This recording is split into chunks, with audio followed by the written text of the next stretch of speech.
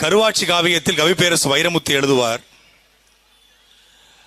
நம்மிடம் ஒரு தீப்பந்தம் இருந்தால் கரடியிடமிருந்து தப்பிக்கலாம், நமக்கு மரமேற தெரிந்தால் ஒரு புலியிடமிருந்து தப்பிக்கலாம், நமக்கு குழிக்குள் பதுங்க தெரிந்தால் ஒரு யானையிடமிருந்து தப்பிக்கலாம், நமக்கு வளைந்து நெளிந்து ஓட தெரிந்தால் பாம்பிடமிருந்து தப்பிக்கலாம்.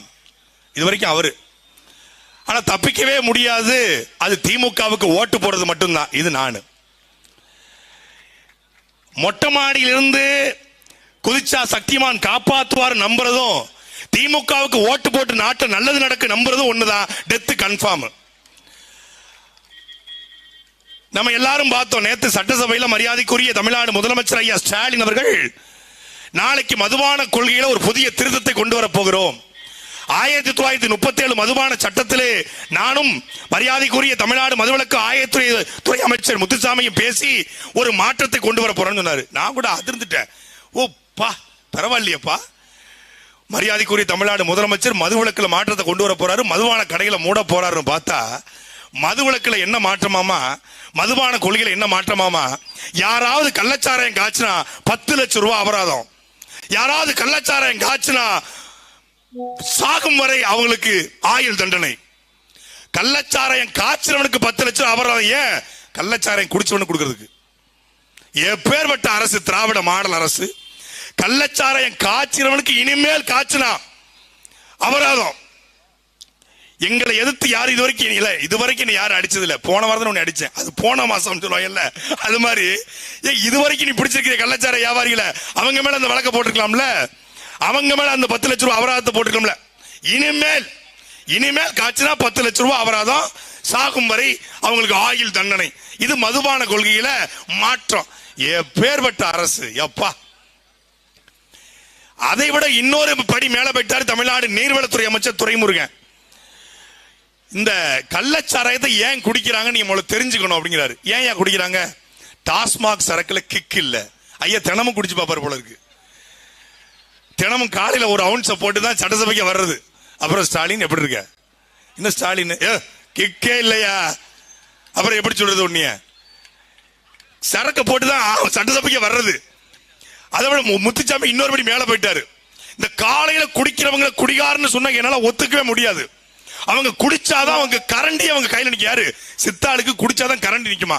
என்ன செஞ்சு முத்துச்சாமியோட டிரைவர் காலைல ஒரு கட்டிங்க போட்டு அப்புறம் முத்துச்சாமி எப்படி இருக்க, என்ன வேலை இன்னைக்கு என்ன பண்ணணும், இன்னும் முத்துச்சாமிங்கிற அப்புறம் என்ன ஒரு கட்டிங்க போட்டுக்கு அப்புறம் அமைச்சராவது மண்ணாங்கிட்டியாவது சொல்லு முத்து சொல்லு அப்படிதான் கேப்பாரு போல இருக்கு. ஏன்னா கட்டிங்க போட்டுதான் உள்ள போறது. அதுவும் நான் காலையில 8 மணிக்கே கடையை திறக்கலாம்னு யோசிக்க. எதுக்கு 8 மணிக்கு நீங்க திறந்து கஷ்டப்படுறீங்க? ரேஷன் கடையில கொடுத்துருங்க, மெடிக்கல்ல வச்சிருங்க, 24 hours நீங்க வீட்டுல இந்த நல்லி இருக்கு பாருங்க பைப்பு, அதுல விட்டுங்க நாங்க பிடிச்சுக்கிறோம். அதுல விட்டு நீங்க மீட்டரை மாட்டி விட்டீங்கன்னா எவ்வளவு பிடிக்கிறோமோ அதுக்கு மாதிரி காசு வாங்கிக்கோங்க. இபி மீட்டர் மாதிரி வசதியா போயிரும்ல.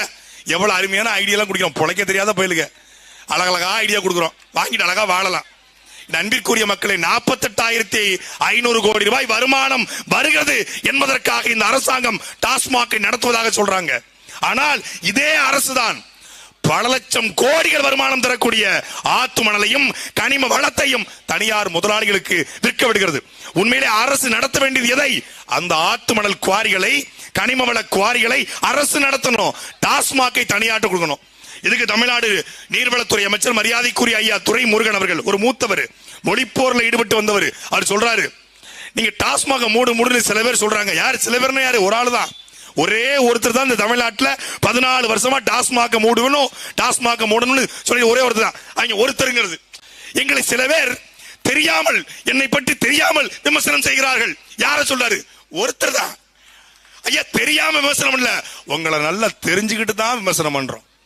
உங்களை தெரியும், உங்க அப்பாவை தெரியும், உங்க குடும்பமே தெரியும், எல்லாரும் என்ன நீங்க என்ன பத்தி தெரியாம நல்லா தெரிஞ்சுட்டு தான் பேசுறேங்கிற மாதிரி நல்லா தெரிஞ்சுட்டு தான் பேசுறோம். நீங்க எப்படி டைப்பா பேசுவீங்க, எப்ப எப்படி பேசுவீங்க, எப்ப எப்படி பொய் சொல்வீங்க எல்லாம் தெரியும். நீர்வளத்துறை அமைச்சர் துரைமுருகன் சொல்றாரு, டாஸ்மாகை நாம் இப்போது மூடுவது என்பது சுத்தி நெருப்பு எரிகிற பொழுது கற்பூரத்தை கையில் வைத்துக் கொண்டிருப்பதற்கு சமம். புதுச்சேரி, கர்நாடகா, கேரளா இந்த மாநிலங்களே பூரணமாக மது கிடைப்பதால் இப்பொழுது நம்ம டாஸ்மாகை மூட முடியாது. சுத்தி நெருப்பெறியும் போது கற்பூரத்தை வச்சுக்கணும். என்ன அருமையான விளக்கம். நான் கேட்கிறேன், சுத்தி நெருப்பெறியும் போது என்ன மைத்துக்கு கையில கற்பூரத்தை வச்சுக்க, தூக்கி போட வேண்டியதானே? எதுக்கு வச்சுக்க கற்பூரத்தை? இது கருணாநிதி கொடுத்த விளக்கம். சுத்தி நெருப்பு எறியும் போது கற்பூரத்தை கையில வச்சுக்க கூடாதான். கள்ளுக்கடை என்ற ஒரு கடையை திறந்தா எதற்காக கள்ளச்சாராயமும் டாஸ்மாகும் தேவைப்பட போகிறது? ஒரு ஆள் செய்ய முடியும், ஒருத்தர் நினைச்சா செய்ய முடியும். நாட்டினுடைய முதலமைச்சர் நினைத்தால் ஒரு நொடியில் தமிழ்நாடு முழுமைக்கூடிய இந்த மதுபான கடைகளை பூட்டிவிட்டு கள்ளு கடையை திறக்க முடியும். கள்ளு குடிச்சு எவனாலையும் சாக முடியாது. நம்ம தாத்தம் பூட்டம் காலத்துல கள்ளு குடிச்சான். கள்ளு குடிச்சு 14 பிள்ளை பெத்தான். எங்க ஆட்சிக்கு வந்து 8 பிள்ளை, இன்னொரு அம்மாவுடைய அம்மாவுக்கு வந்து 9 பிள்ளை, 14 பிள்ளைகள் பெத்தான். இன்னைக்கு இந்த கோட்டர் குடிச்சு ஒத்த பிள்ளைக்கு வக்க இல்லாம போயிட்டான். வீதிக்கு வீது இன்ஃபர்டிலிட்டி சென்டர். இந்த டாஸ்மாக் சரக்கு குடிச்சு கல்லு குடிச்சவன் இதுவரைக்கும் செத்ததாக செய்தியே கிடையாது. ஏன்னா கல்லு என்பது உணவின் ஒரு பகுதி. 2016 நாம் தமிழர் தேர்தல் அறிக்கையில மக்களரசு.com என்கிற இணைய பக்கத்தில் இருக்கிறது. தமிழ்நாட்டில் ஒரு தலைவன் வந்தால் மட்டும்தான் இந்த கள்ள சாராயம் இந்த டாஸ்மாக் இழுத்து மூட்டிவிட்டு தமிழ்நாடு முழுக்க கள்ளு கடைகளை திறக்க முடியும். இப்ப அது கள்ளுக்கடை திறந்தா நேரடியாக 70 லட்சம் விவசாயி, மறைமுகமாக 1,20,00,000 பேர் பயனடைகிறான். அந்த பனையிலிருந்து தென்னையிலிருந்து எந்த பொருளும் வீணாவாது. 3 மாசம் பனை, 12 மாசமும் தென்னை, இதிலிருந்து தென்னம்பாடு பனம்பாடு இறக்கி விற்க முடியும். ஆனா செய்ய மாட்டான். ஏன்? கள்ளுக்கடையை திறந்தா தென்னங்கள்ல வித்தா பணங்கள்ல வித்தா விவசாயி பயனடைவாரு. டிஆர் பாலுடைய ஆள, ஜெகத் ரட்சகனுடைய ஆள, கனிமொழிக்கு நெருக்கமான உறவினருடைய ஆள, எப்படி அந்த ஆலை ஓடாது?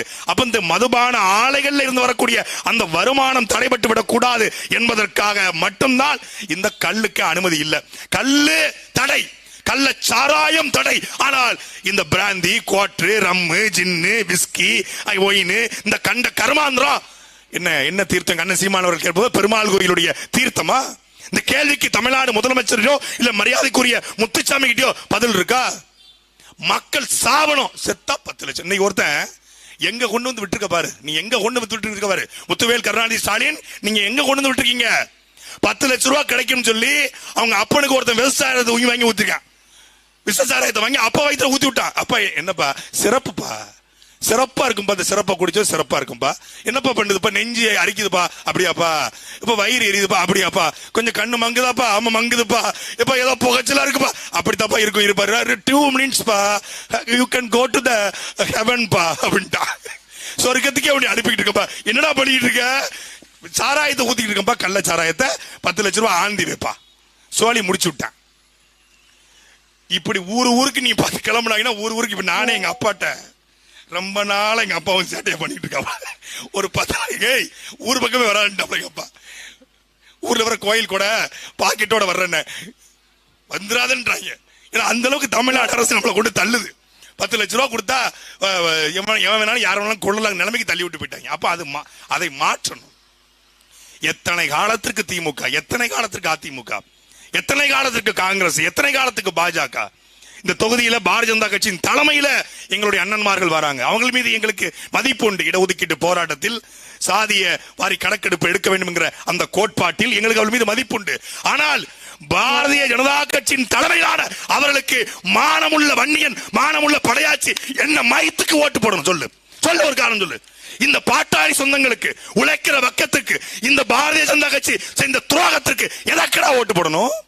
இதே பாரதிய ஜனதா கட்சி தான் இங்க 8 வழிச்சாலை போட, சாகர் மாலா போட, பாரத் மாலா போட, இந்த பரந்தூர் விமான நிலையத்தில் நிலத்தை எடுக்க, எங்கள் விவசாயிக்கு வரியை போட்டு அவர்களை நசுக்க, விவசாய கடனை தள்ளுபடி செய்யாது அவர்களை துடிக்க வைக்கிற இந்த பாரதிய ஜனதா கட்சியின் தலைமையிலான இந்த கூட்டணிக்கு எதற்கு நாங்க ஓட்டு போடணும்? சொல்லு, ஒரு காரணம் சொல்லு. கிடையாது. திமுகவுக்கு நாங்கள் எதுக்கு ஓட்டு போடணும்?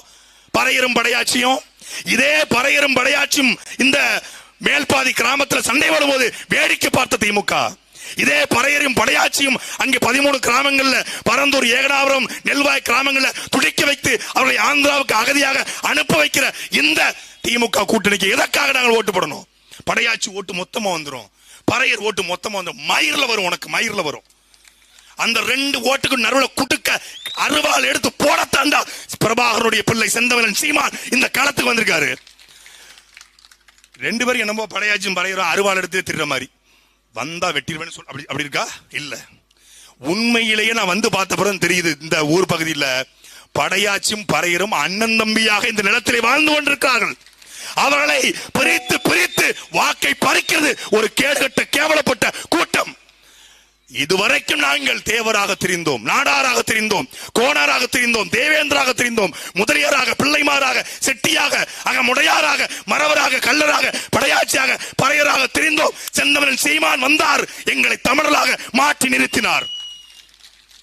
மாறணும். நீங்க இளைய பிள்ளைகள், படித்த பிள்ளைகள், நாம் எல்லோரையும் படிக்கிறோம். அம்பேத்கரை படிக்கிறோம், காமராஜரை படிக்கிறோம், கக்கனை படிக்கிறோம், ஜீவானந்தம் படிக்கிறோம், சிங்கார வேலர் படிக்கிறோம், தெய்வ திருமகனார் முத்துராமலிங்க தேவரை படிக்கிறோம். படிச்சுட்டு யாருக்கு ஓட்டு போறோம்? கருணாநிதியா?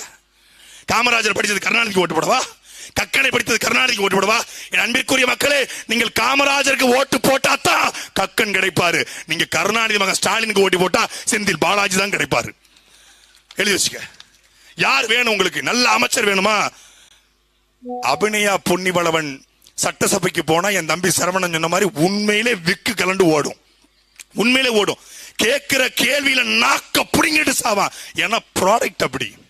திஸ் ப்ராடக்ட் ஃப்ரம் டாடாமா இல்ல, திஸ் ப்ராடக்ட் ஃப்ரம் ஃபென்ஸ், this product from Johnson Johnson, this product from Senthamizhan Seeman. இது செந்தமிழன் சீமான் பார்த்து தயாரித்த ப்ராடக்ட். தரம் அப்படி இருக்கும், அடி அப்படி இருக்கும். நீ சொல்லுவாங்க டம்மி வேட்பாளர், டேய் அடி ஒண்ணு அம்மி மாதிரி இருக்கும். பாக்குறியா? பாக்குறியா? நீ சாதாரண மக்கள் சபையிலே இந்த தங்கச்சி கேட்கிற கேள்விக்கு பதில் கிடையாது. நீ சட்டசபைக்கு அனுப்பணும் வை, வேட்டியே கட்டி வர மாட்டாங்க. நாங்க என்னங்க பூரா திமுக காரங்க பூரா பேண்ட்டுக்கு மாட்டீங்க. இல்லங்க, ரொம்ப கலட்டுறாங்க, ரொம்ப கலட்டுறாங்க. எங்கிட்ட புகுந்து கலட்டுறாங்கன்னு தெரியல. பிளட் ராஸ்கல்ஸ் அப்படிம்பாங்க. பேண்ட்டுக்கு மாறுவாங்க. பாருங்க, நீங்க எழுதி வச்சுக்கோங்க. சத்தியமா நடக்க போகுது. நாங்கள் கும்பிடுற சாமிக்கு சக்தி இருக்கும்னா, என் பாட்டம் முருகனுக்கு சக்தி இருக்கும்னா, சத்தியமா 2026 திமுக காரன் கதற கதற சட்டசபையில இருந்து ஓடுவான்டா. ஓடுவான், ஓட விடுவான். நிறைய பேர் நாங்கள் லிஸ்ட் போட்டு வச்சுக்கிறோம். நிறைய லிஸ்ட் இருக்கு எங்களுக்கு. ஏன்னா திமுக சீமான இந்த கிளி திட்டுறாங்க, சீமான அவதூறு பறவை எல்லாம் அமைதியா இருக்க வச்சிருக்கோம்டா. டேய் வச்சிருக்கோம். கள்ளக்குறிச்சியில போட்ட மாதிரி பல பேரை புழக்கிறதுக்கு காத்திருக்கிறோம். வீச்சோ பேச்சோ அன்போ அடியோ மோதாட்டி நம்ம அடியா இருக்கணும். மோதாட்டி சும்மளம் படிக்கல பிரபாகரன. உண்மையிலே நாங்கள் வாழ்ந்து கொண்டிருக்கிறோம். தொலைச்சு கட்டிவிடுவோம், தொலைச்சு கட்டிவிடுவோம். வர்றோம், வீரி கொண்டு வர்றோம். ஒரு வாய்ப்பை வழங்குங்கள். இளைய தலைமுறை பிள்ளைகள், நமக்கு முன்னாடி இருக்க தலைமுறை செத்து போச்சு, சாதியா நின்னுட்டான். நாம மாறுவோம், நாம மாறுவோம். ஒரு வாய்ப்பை கொடுப்போம். நாம் தமிழர் கட்சி எதற்காக பேசுகிறது? இந்த அரசியல் எதற்காக? தமிழ் தேசியம் எதற்காக? இந்த நிலம் எப்படி இருக்கிறது? உங்களுக்கு இவ்வளவு பெரிய பரப்பளவு, விக்கிரவாண்டி தொகுதி 42 கிலோமீட்டர் பரப்பளவு. சுத்தி முத்தி நாங்க வர்றோம். அண்ணன் சீமானோடு கிட்டத்தட்ட 8 நாட்கள் வரோம். இன்னும் 8 நாட்கள் இருக்க போறோம். இந்த களத்துல நான் வந்தேன். ஒரு குளத்துல கூட தண்ணி இல்லைங்க. ஒரு குளத்துல கூட ஒரு குட்டைய பார்க்கல, ஒரு கண்மாய பார்க்கல, ஒரு தாங்கல் இல்ல, ஒரு ஏந்தல் இல்ல, ஒரு கரணை இல்ல, ஒரு இடத்துல கூட தண்ணி இல்ல. இந்த 60 ஆண்டு கால திமுக ஆட்சி, அதிமுக ஆட்சியில ஒரு குளத்தை கூட வெட்டாத இவர்களுக்கு என்ன மயத்துக்கு நீ ஓட்டு போட வேண்டிய இளைய தலைமுறை சிந்திச்சு பாரு. உன்னுடைய நிலப்பரப்பு இருக்கீங்க. அண்ணன் பாக்கியன் சொன்னாங்க, டேய் தம்பி நம்ம ஊர்ல எவ்வளவோ பரவாயில்ல, நம்ம அப்பா நம்ம ஆத்தலாம் இடே கோமணத்தை கட்டிட்டு உட்கார்ந்துருக்காங்கடா.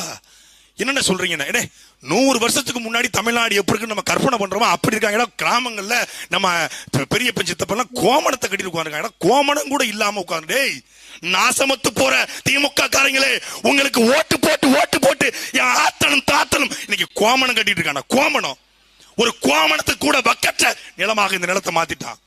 ஏன் ரொம்ப வறுமையில வாடுறான் அந்த விக்கிரவாண்டி தொகுதி, விழுப்புரம் மாவட்டம் வறுமையில. இந்த வறுமையை பயன்படுத்தி தான் அவன் 1000 ரூபாய் கொடுத்து ஓட்ட பறிக்கிறான். இளைய பிள்ளைகள் சிந்திங்கள். யார் நம்மளை வறுமையில வைத்தார்களோ, யார் நமக்கு சாலையற்ற கிராமங்களை தந்தார்களோ, யார் நமக்கு நிலமற்ற நிலத்தை தந்தார்களோ அவர்களுக்கு பதிலடி கொடுக்கிற ஒரு வாய்ப்பு இந்த தேர்தல். இந்த தேர்தலிலே மைக்கு சின்னத்தில் நீங்க செலுத்த வாக்கு என்பது வாக்கு அல்ல, அடுத்த தலைமுறைக்கான வாழ்க்கை என்பதை தெரிந்து கொண்டு வாக்கு செலுத்துங்கள். நன்றி, வணக்கம். நாம் தமிழர்.